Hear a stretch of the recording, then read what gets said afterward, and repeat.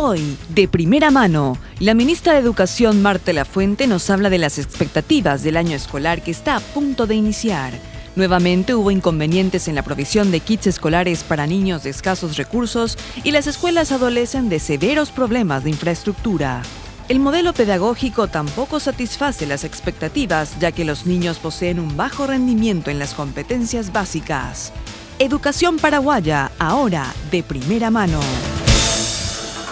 Muy bien, la educación paraguaya que tiene muchos puntos flojos y que de eso estuvimos hablando últimamente y no quizá vamos a debatir con la ministra si es un problema sistémico, estructural o dónde está el drama.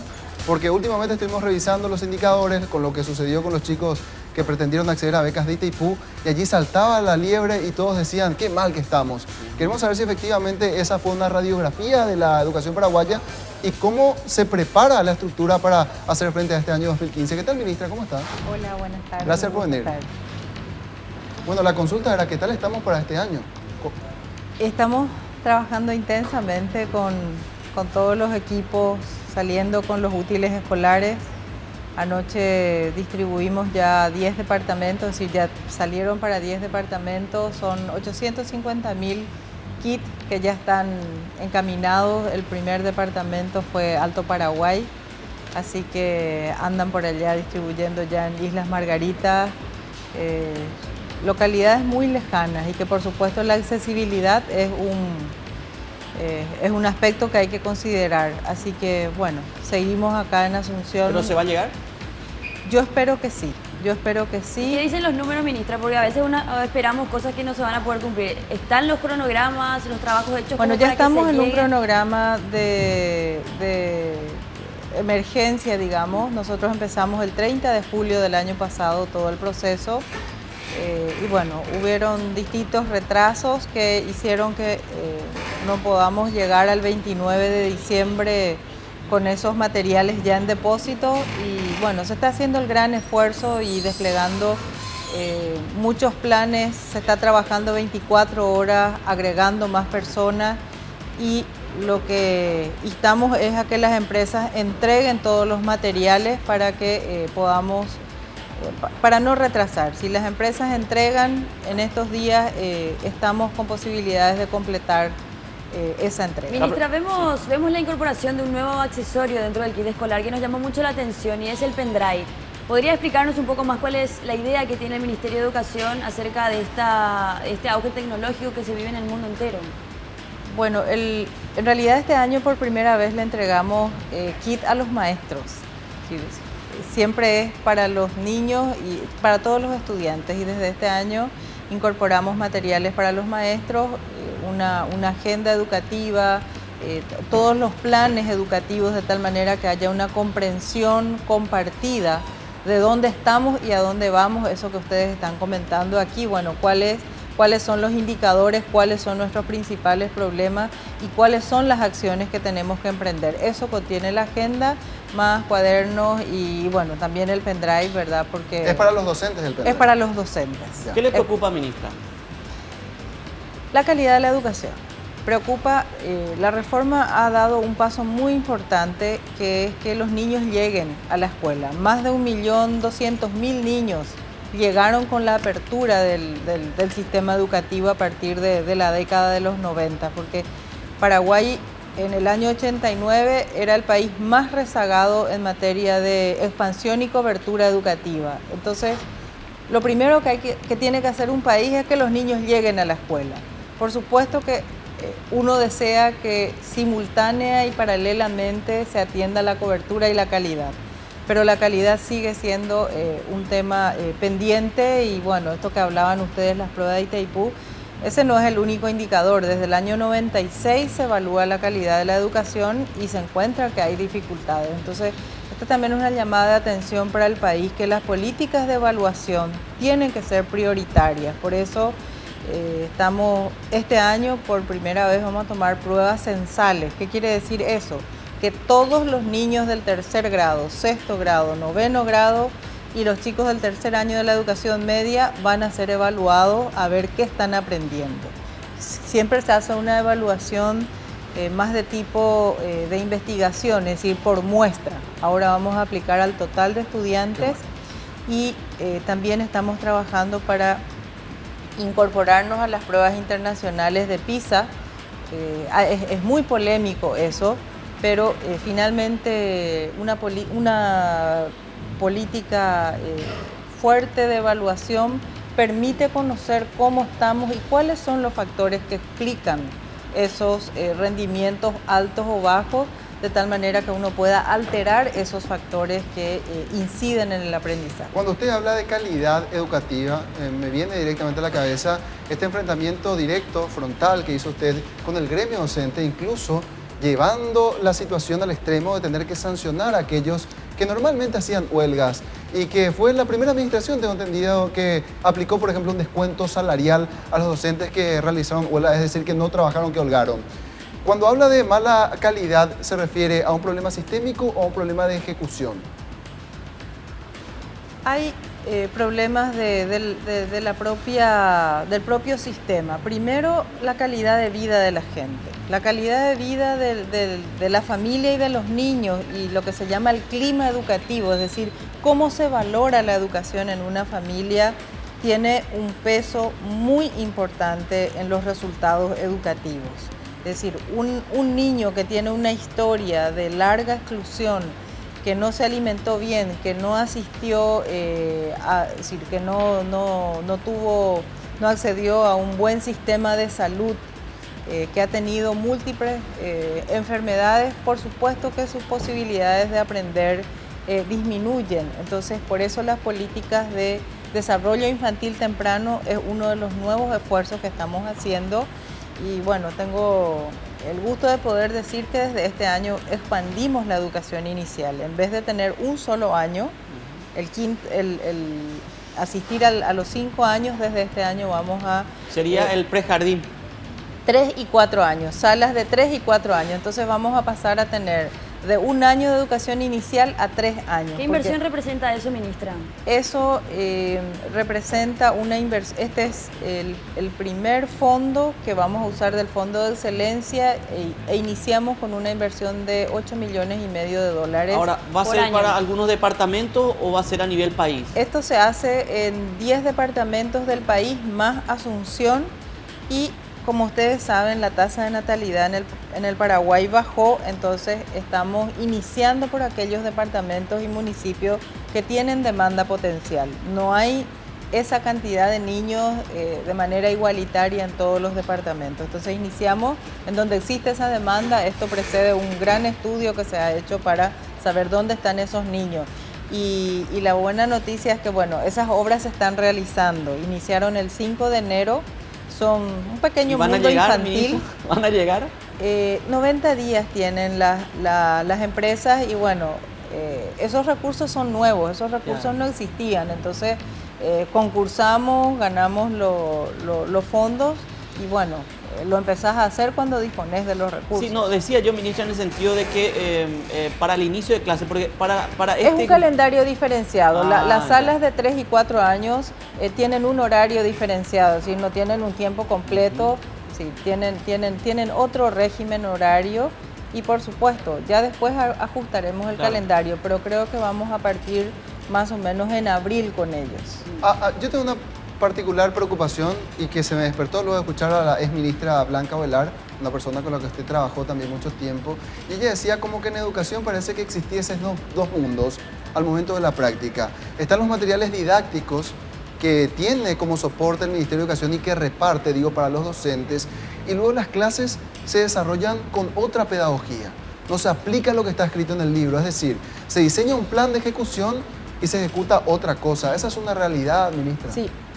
Volviendo a los factores, hay factores que hacen a la calidad de vida, a la baja inversión que históricamente ha tenido Paraguay en educación. Hay que saber que los resultados están en directa relación con la calidad de vida y con la calidad de la inversión también en materia educativa. Nosotros invertimos menos del 4% del Producto Interno Bruto, entonces es muy difícil que con el rezago y toda la intensidad de la intervención que hay que hacer, que con menos del 4% logremos un resultado que requiere una inversión de por lo menos el 6%. Entonces Entonces, eso por una parte. Y por otra parte, ese divorcio que efectivamente hay entre lo que se tiene en expectativa, en diseño y lo que verdaderamente ocurre.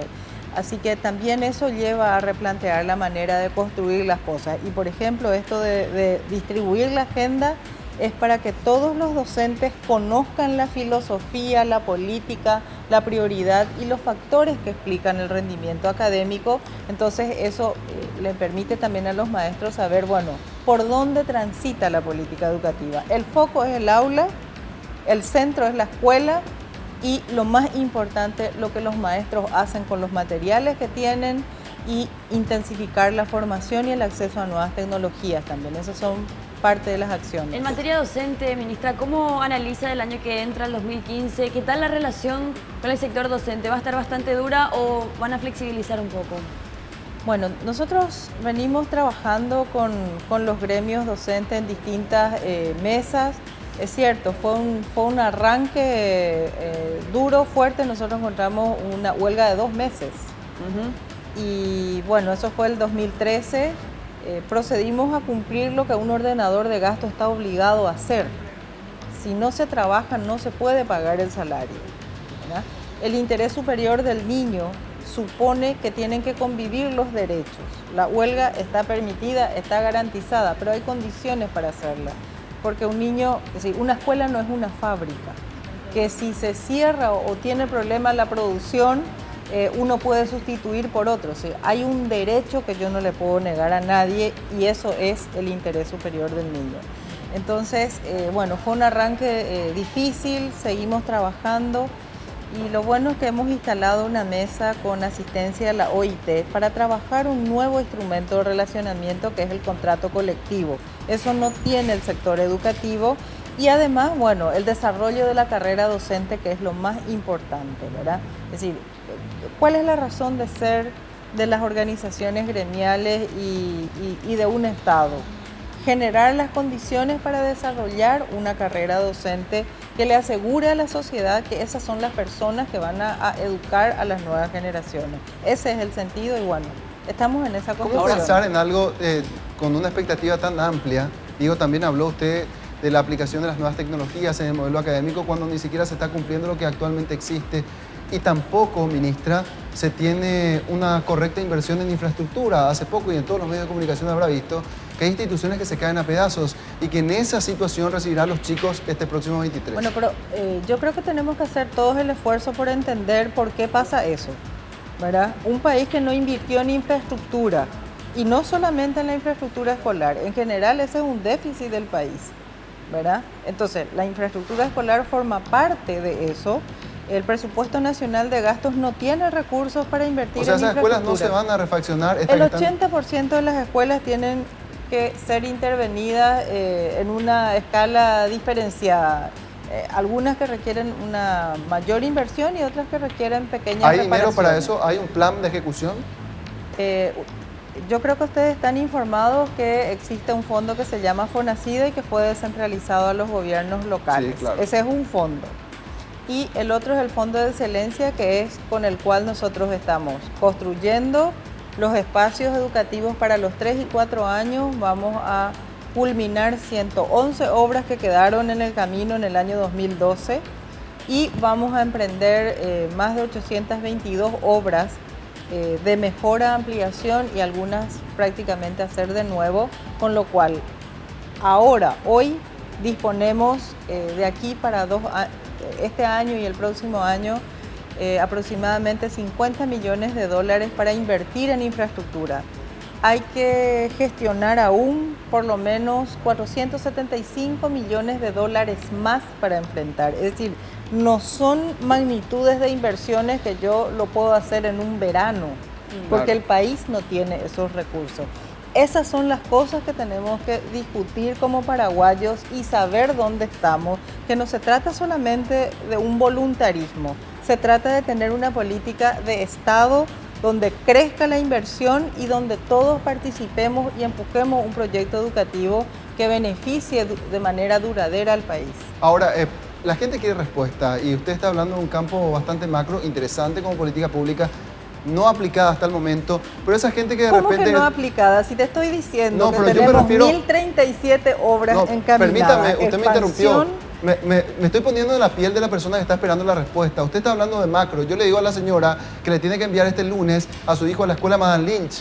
Y usted me dice, tenemos un plan de 470 millones de dólares. Y yo le pregunto, ¿cuándo va a empezar a ejecutarse ese Y plan te di la para estas respuesta. instituciones educativas? Te di la respuesta. Te estoy Sí. diciendo que para marzo tenemos 100 nuevos espacios educativos donde van a ir los niños de 3 y 4 años. Tenemos un proyecto de culminación de obras, de 111 obras, entre marzo y junio de este año.